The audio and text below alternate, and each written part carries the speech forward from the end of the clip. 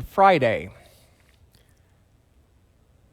Jesus was delivered to Pilate's soldiers. He was tortured, humiliated, even undergoing something of a mock coronation in which they clothed him in a purple cloak and crowned him, but of course with thorns. He was crucified. Now this is a form of public terrorism that was reserved for those who deny imperial authority, and of course he was buried. Now until this moment, the story of Jesus might have slipped into anonymity along with those of countless other Jews crucified by the Roman Empire, but as is obvious, it didn't. I'm drawn to the idea that there are a few stories which are retold in countless creative ways. I'm drawn to the idea that whether we're impacted or inspired by Dorothy's journey to Oz, or Frodo's journey to Mordor, or Jesus' journey to Easter, what we're really impacted or inspired by is the universal story behind the particular story. What we're really impacted or inspired by is the hero's journey, which was demonstrated by the likes of Dorothy and Frodo and Jesus himself. And we're really impacted or inspired by that hero's journey because while it pressed to be demonstrated by such noble characters, it presses to be demonstrated by each one of us as well. Leaving home, encountering resistance, enrolling support, staying the course, and so forth.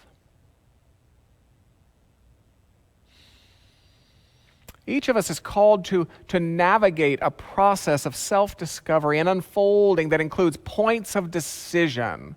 For Joseph Campbell, each of us is called to symbolically leave home,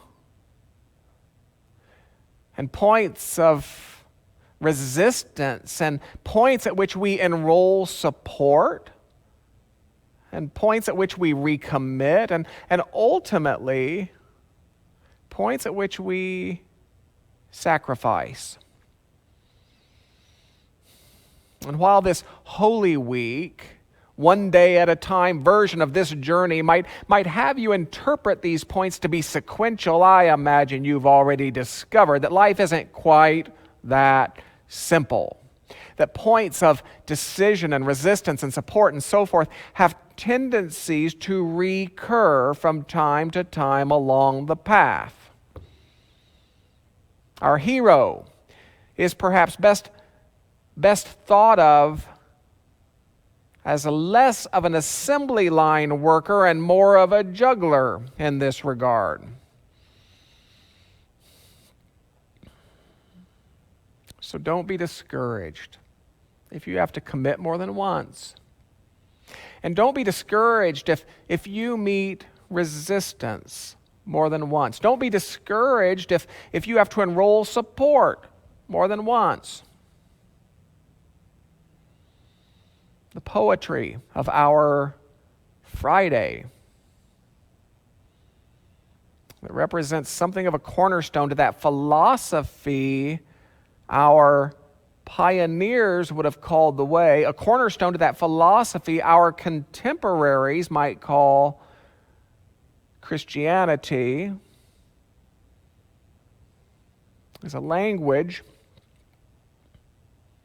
that has taken form as being born again, becoming a new creation, being made new, becoming new, being saved, repenting, turning, purifying. But I might argue that all variations of this cornerstone idea can be distilled in this way. We must die to the old if we would be born to the new. We must die to the old if we would be born to the new. There's an old baseball adage that says the same thing this way: you have to take your foot off first base if you want to steal second base. I imagine our Taoist friends would say something very similar when they suggest that there is no beginning that doesn't come with an ending.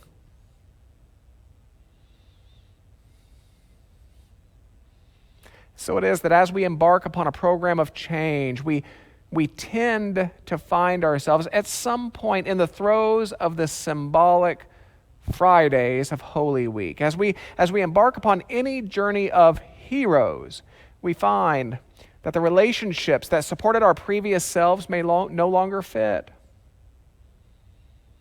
We find that the agreements that supported our previous selves may no longer fit. We find that the habits that supported our previous selves may no longer fit. We may even find that the beliefs or attitudes that supported our previous selves may no longer fit. It's as if there's a spiritual sloughing off that occurs with authentic change.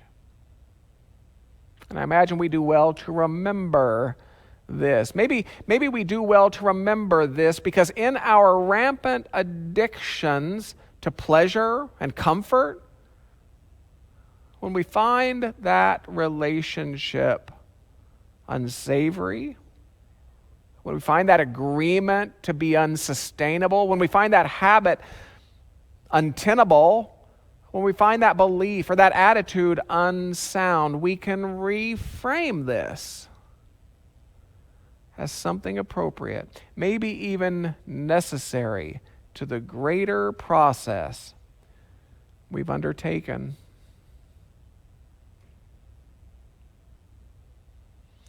And so it is that Friday tells the story of endings as the fond bedfellows of beginnings. Friday tells the story of that spiritual sloughing off of the selves we were before. Friday tells the story of that proverbial caterpillar who is quite literally absorbed as a bit player in the epic tale of the butterfly's process of emergence. Friday tells the story of surrender to processes and dynamics of transformation that are quite simply beyond the full control of our egoic selves.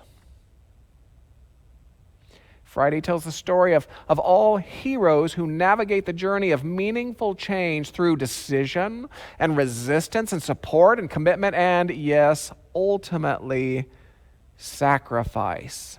Sacrifice of the old, that we too might be born to the new. In this sense, Friday is a complex day. It's a symbolic day appropriate to any and all dynamics relating to a life which is passing. Even as it's a symbolic day appropriate to any and all dynamics relating to a life which is emerging. In other words, it's a symbolic day, perhaps appropriate to grief and hope. Appropriate to fear and faith.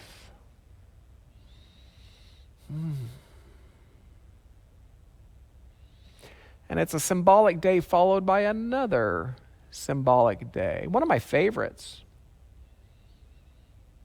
Now, scripturally speaking, I think it's beyond poetic that we don't know much about Saturday.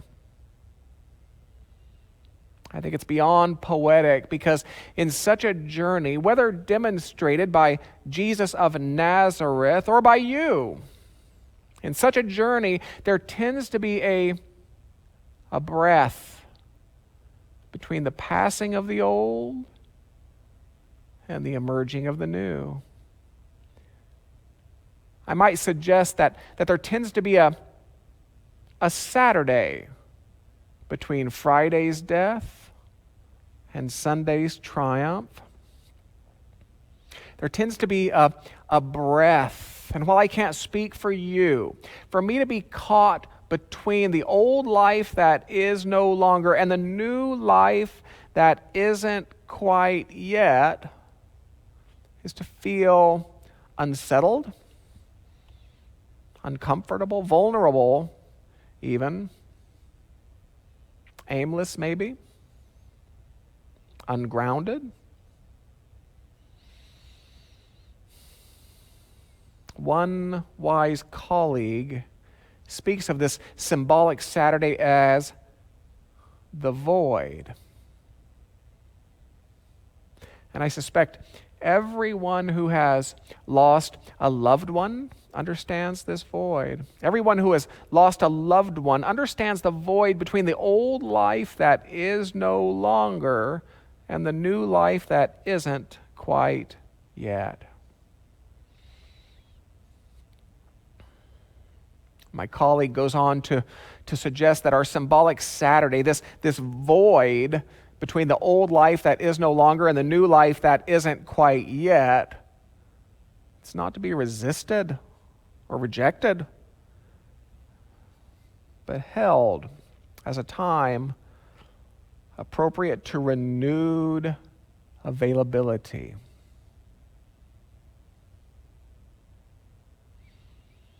And so it is that we won't have a service tomorrow, Saturday, but I will ask you to take a few minutes in the morning, a few minutes in the afternoon, a few minutes in the evening, a few minutes at night for silent meditation. In an ideal world, Saturday would be an entire day of silent reflection, a day of renewed availability.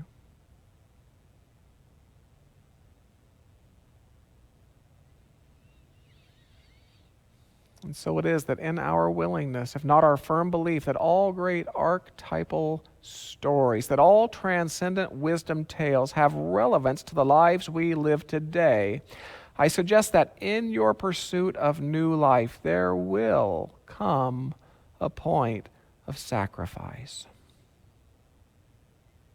So the questions of Friday might include, what would die today?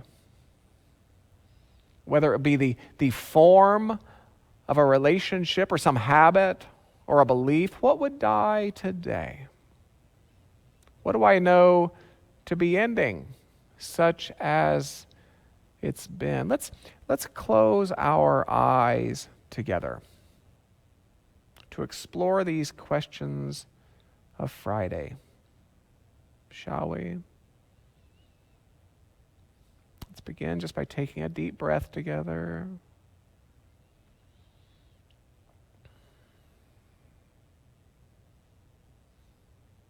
What would die today? Whether it be the form of a relationship or a habit, a belief, what would die today?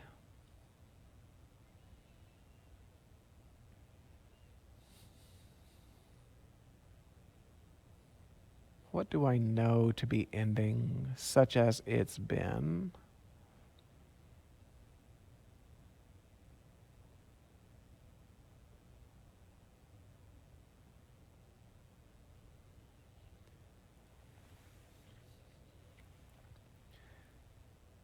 In extending the proverbial metaphor,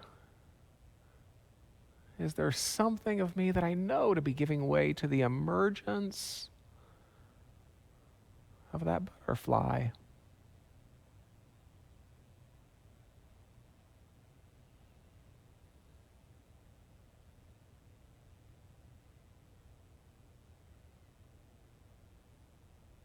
as I step into these final days toward the new life of Easter's triumph, what aspects of my previous life might slough off before journey's end?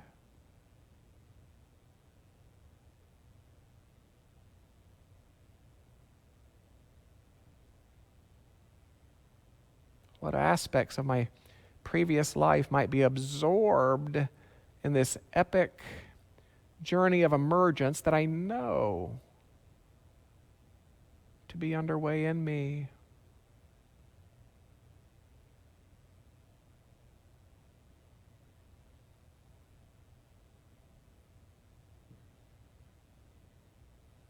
In all questions, let's hold this scenario in our mind's awareness, allowing it simply to be. We need neither accept nor reject the scenario. The scenario itself is impermanent, transitory.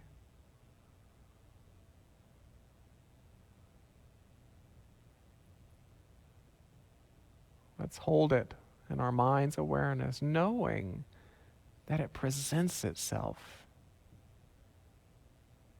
as the symbolic Friday in a hero's journey that promises to carry us into, through, and at long last beyond even its transformations and elevations into new life.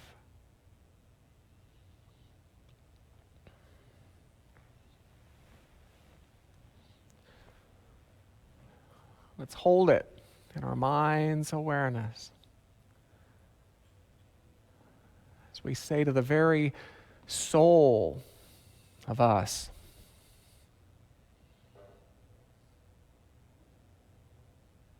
welcome to Friday.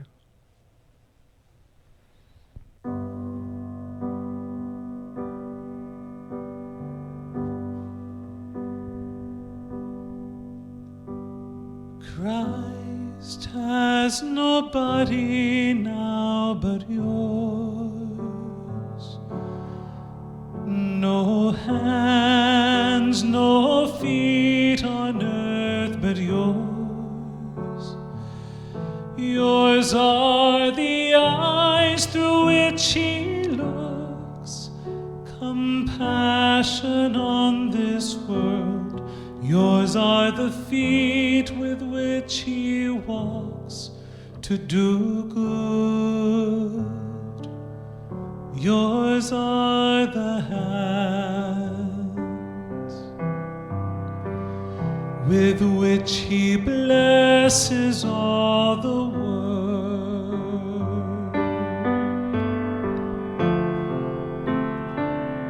Yours are the hands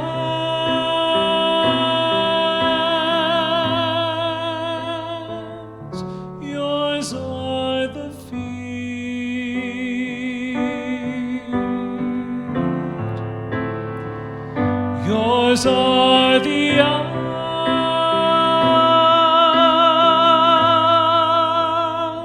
eyes, you are his body.